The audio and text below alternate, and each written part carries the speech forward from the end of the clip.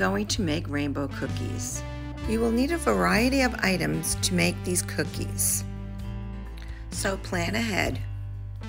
Going to need 3 13 by 9 by 2 inch pans. You can also use the disposable foil pans. First thing you have to do is coat the bottom of the pans with some butter. Make sure you do along the sides as well. Take some wax paper and lay it over the pan. Fit the wax paper into the pan and trim any excess overlapping wax paper all around the pan. The butter and coat the top of the wax paper, and don't forget to do the sides. Just take little pieces in your finger and spread it around the pan. I'll do this on 3 pans. Once you've coated all the pans, set those aside. Into your processor, place 8 ounces of almond paste. Break it up into pieces. To that, 1 1/4 cups of granulated sugar and 2 1/2 sticks of room temperature butter. I cut it up into pieces. I want to process this until there are no lumps. You still see chunks of butter or chunks of almond paste, then continue to process a little longer. And it looks nice and smooth. Next, separate 5 eggs.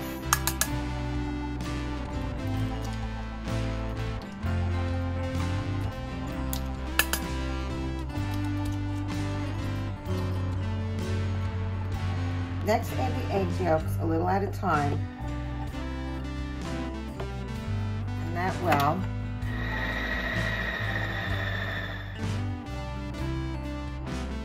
Next, measure out 2 1/2 cups of unbleached flour. To that, add 1 1/4 teaspoons of baking powder. Mix that in, and then begin placing it into your processor a little at a time.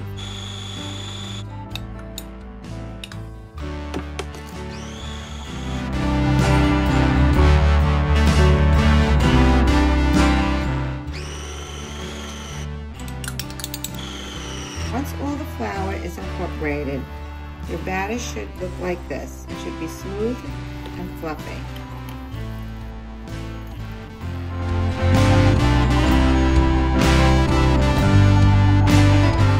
And get your egg whites, and to that add 2 tablespoons of granulated sugar. Beat your egg whites until white peaks form.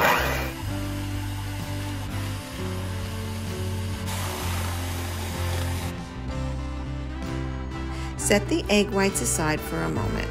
And into your batter, place 2 teaspoons of almond extract and stir that in. Take your egg whites and a little at a time, fold them into the batter.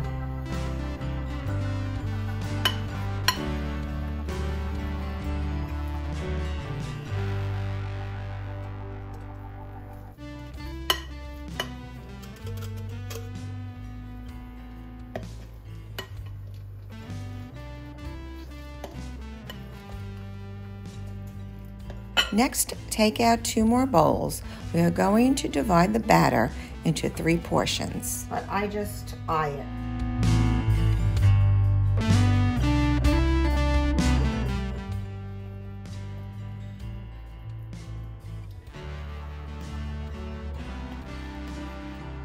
Now that I've separated my batter equally, I can now add my red, green, and yellow dye.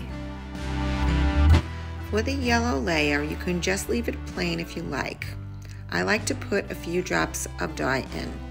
Start with 2 drops, add more, 1 drop at a time if you want it to be darker. Continue adding your colored dyes, the green and the red. Make it as light or dark as you like.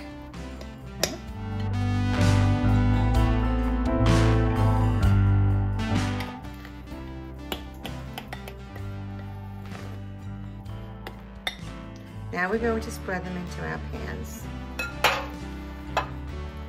Take one of your prepared pans, batter into the center of the tray. Spread it out into the corners. It's going to be very thin.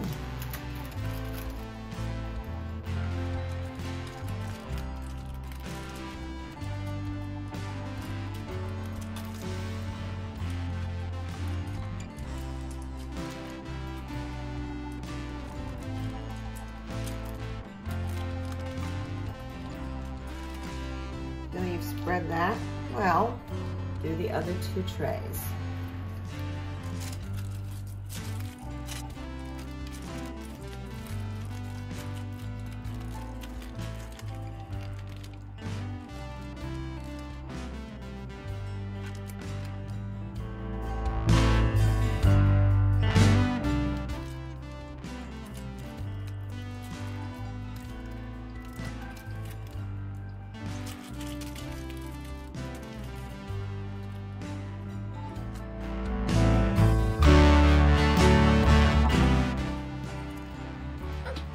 Place these in a 375-degree oven for about 11 to 15 minutes. Place them on the middle rack. Remove the pans from the oven and allow them to cool completely before removing them from the wax paper.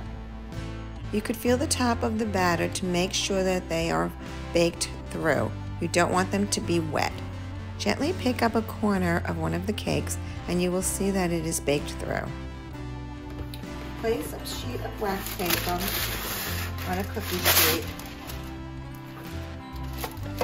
Turn the pan over. The cake should come out easily. And remove the wax paper. Take your seedless red raspberry jam and spread some onto the top of the first layer.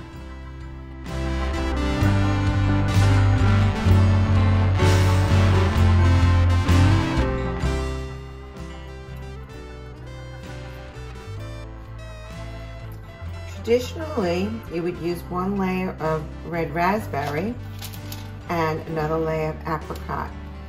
I'm just going to use all raspberry. Take the next layer of cake and place that on top and remove the wax paper. Spread some jam onto the second layer. You just want to put a light layer of jam.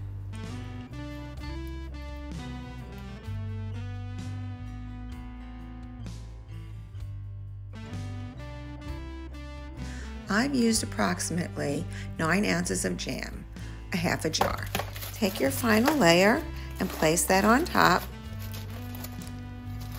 and remove the wax paper. Place a clean piece of wax paper on top of the cakes. Now we'll weigh them down with some pans. You can also use books if you like.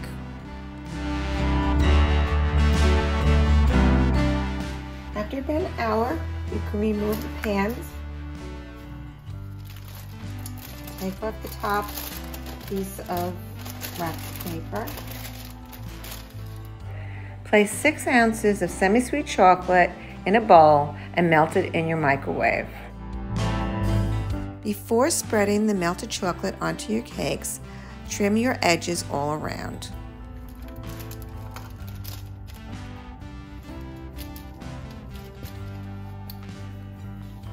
I like to cut mine in half and spread the chocolate on one side at a time.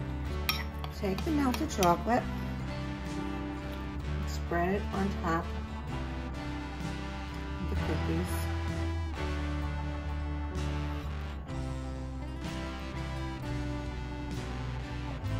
Do the sides too, if you like.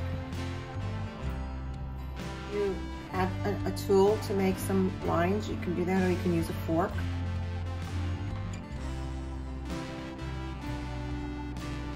You should cut your cookies while the chocolate is still wet. If it dries and you go and cut them, the chocolate will crack.